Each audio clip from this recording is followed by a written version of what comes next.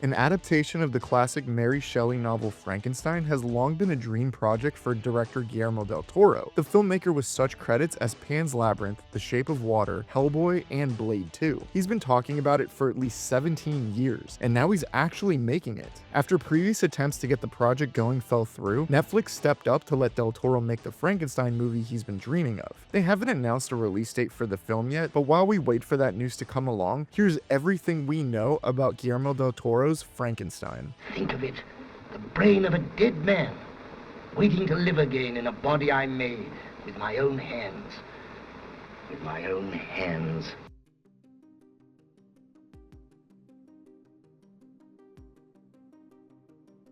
Del Toro has named Frankenstein as his favorite novel, and in 2007, he told us that the project he would kill to make is a faithful Miltonian tragedy version of Frankenstein. He said that he had read the script Frank Darabont wrote for the 1994 film Mary Shelley's Frankenstein, and it was pretty much perfect, but that Darabont's perfection didn't make it to the screen in the Kenneth Branagh directed movie. Given that Del Toro was feeling so passionate about the material in 2007, it's surprising that this was also the year when he turned down Universal's offer to take over their classic monster properties from an early iteration of what became the failed attempt to create a dark universe with 2017's The Mummy. Speaking with Times Talks in 2017, Del Toro revealed, quote, "And I've said no to things that are enormous, and I've never looked back. Yeah.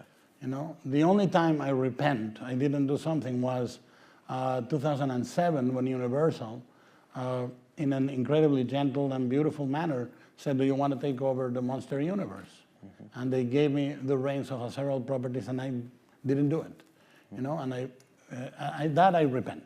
Yeah. So this is confessional moment, I repent. Yeah. That's the only thing. His longtime producing partner, J. Miles Dale, later confirmed, quote, at one time, Del Toro was going to do the monster universe with Universal, Frankenstein's Bride, Creature from the Black Lagoon, Invisible Man, The Wolfman, and he didn't. We feel like Shape of Water was kind of a version of a creature, so now here he is doing his own monster universe, end quote. Del Toro didn't want to run the dark universe, but in 2008, he started putting together script notes and concept art for his Frankenstein adaptation. He told Empire, quote, what I'm trying to do is take the myth and do something with it, but combining elements of Frankenstein and Bride of Frankenstein without making it just a classical myth of the monster. The best moments in my mind of Frankenstein, of the novel, are yet to be filmed. The only guy that has ever nailed for me the emptiness, not the tragic, not the Miltonian dimension of the monster, but the emptiness is Christopher Lee in the Hammer films, where he really looks like something obscenely alive. Boris Karloff has the tragedy element nailed down, but there are so many versions, including that great screenplay by Frank Darabont that was ultimately not really filmed, end quote. There were times when Del Toro said the adaptation might need to cover 2 to 3 films due to the complexity of the book and its shifting perspectives. His first choice to play Frankenstein's monster was frequent collaborator Doug Jones, who has delivered creature performances in most of the director's films. At one point, the director made it deep enough into pre-production that Jones was able to see a bust of the monster design, which was inspired by Bernie Wrightson's artwork in an illustrated adaptation of Shelley's novel that Wrightson spent 7 years working on. Jones told Collider, quote, my first thought is that I'm not the big, broad, big bone, lumbering Frankenstein that you have in mind. But it was told to me. Guillermo is a big fan of Bernie Wrightson and a friend of Bernie Wrightson, and Bernie had illustrated a version of Mary Shelley's Frankenstein and all of the images of Frankenstein's monster in that's what he was going to pattern my look after, which was more emaciated, like little skinnier, little more pathetic looking, and yet had an unnatural physical prowess, an unnatural athleticness to him. He was sewn together with spare parts of a couple different bodies, very bony face, long, stringy, drawn hair. I never went through a makeup test myself for it, but I did go to the creature shop, Spectral Motion, who was developing the look for him at the time. I was there for something else, and Mike Elizalde, the owner of the shop, said, I gotta show you something. Then he unveiled a Head and Shoulders bust of me with this monster makeup built on it. It was like, honestly, my eyes welled up. It was so hauntingly beautiful, and it did pay reverence to Bernie Wrightson's artwork and gave you a different looking Frankenstein's monster than what you're used to, end quote. By 2013, Del Toro was considering casting Benedict Cumberbatch, who was nearly in the director's film Crimson Peak, but had to drop out and was replaced by Tom Hiddleston as the monster. Cumberbatch had already played both the monster and Dr. Frankenstein in Danny Boyle's stage version of Frankenstein, but his casting the Del Toro version wasn't to be. In 2014, Del Toro admitted that Universal had talked to him about making Frankenstein plus Bride of Frankenstein for them several times, but he was hesitant because making his dream project was such a daunting task. Then in 2023, Netflix offered Del Toro the chance to make Frankenstein for them, having previously worked with the streaming service on his 2022 stop-motion adaptation of Pinocchio and the horror anthology Guillermo del Toro's Cabinet of Curiosities, he decided to go ahead and team with Netflix to make his Frankenstein dream come true. Del Toro said, quote, "It's a movie I've been wanting to do for 50 years since I saw the first Frankenstein. I had an epiphany, and it's basically a movie. It required a lot of growth and a lot of tools that I couldn't have done 10 to 20 years ago. Now I'm brave or crazy enough for something, and we're gonna tackle it," end quote. J. Miles Dale said, quote, "Nothing's easy, and that's one that's not going to be easy. It's a big movie with a ship stuck in the ice and a ton of other things, but we've got a little bit of lead time on it, and we're excited to get going," end quote. Dale also said that Del Toro and Frankenstein are a perfect match for filmmaker and subject matter, and suggested the film could be as deeply emotional as the book is. Quote, "In the last couple of films, certainly with Nightmare Alley and then with Pinocchio, we've dealt with the whole father-son relationship, and Guillermo and I both lost our fathers in the last few years. When you have a strong father figure, it's a big part of our lives. This version of Frankenstein very much goes down that thematic road, so I feel this is the third film in Guillermo's father trilogy. That's exciting, and when you read the script, it's very emotional and of course very iconic," end quote. The film is even said to be going by the codename Prodigal Father. Before we continue with our video, here's a reminder to click the Store tab on any of our JoBlo channels and browse our collection of the latest and freshest designs in our merch store.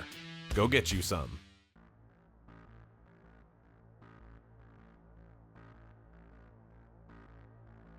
We know that Mary Shelley's novel told the story of the young student of science, Victor Frankenstein, who creates a grotesque but sentient creature in an unorthodox scientific experiment. As mentioned, Del Toro has described his approach to the material as a Miltonian tragedy, and he has said that he would like to deal with the complexities of the novel and its shifting viewpoints while blending elements of Frankenstein and the Bride of Frankenstein. He has also said that this movie wouldn't be a direct adaptation of the novel, but rather an adventure story that involves the creature. At another point in the development process, he was quoted as saying, "The only quality you can claim is faithfulness. It's a very difficult, tricky slope, because then any time that you deviate from that, you're betraying the very goal you submitted. I'm being very faithful in that I'm trying to capture the spirit of the novel when I read it as a kid and how it impacted me. I recognize that it's both biography and prophecy about my life. It's a very personal film. In many ways, it's the most personal film I'll ever make, because my connection with the creature is very profound and deep, and I don't think there's any other monster that has affected me as much," end quote. So it sounds like he has considered different options over the years. The version that made it into production might have the following logline. Set in Eastern Europe in the 19th century, the story of Dr. Pretorius, who needs to track down Frankenstein's monster, who is believed to have died in a fire 40 years before, in order to continue the experiments of Dr. Frankenstein. To a new world of gods and monsters.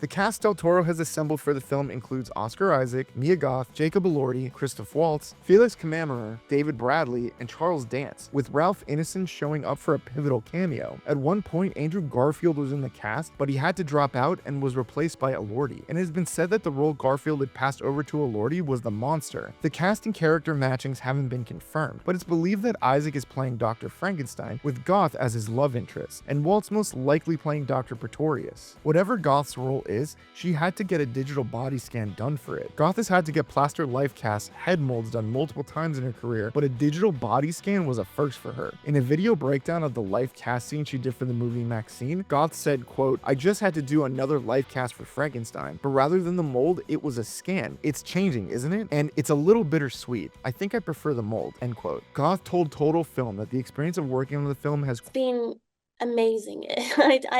It's everything I wanted it to be and more.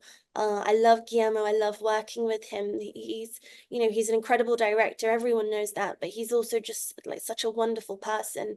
And yeah, I'm very excited. Goth has also revealed that she has taken to shadowing the director on her off days to watch him work. Jacob Elordi has simply teased that Frankenstein will be one hell of a movie. Vanity Fair shared a behind-the-scenes image that gives the glimpse of the monster on the slab in Frankenstein's laboratory. Del Toro said that the laboratory is found in the remnants of the once great structures. Gothic romance was born partially out of the fascination with ruins. Sometimes they're more beautiful than the building complete because it's the clash of creation and destruction. You never wanted to look beyond the clouds and the stars, or to know what causes the trees to bud, and what changes the darkness into light?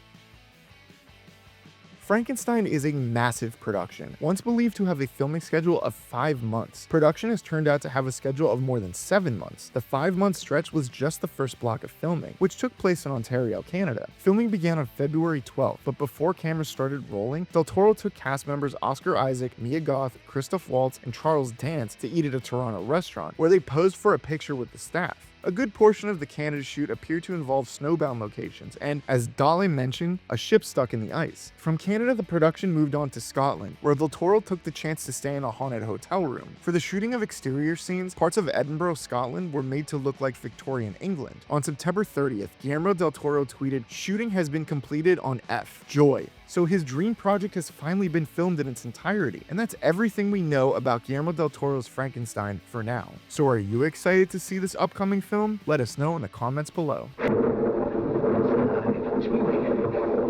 alive. Oh, it's alive. It's alive. It's alive. It's alive.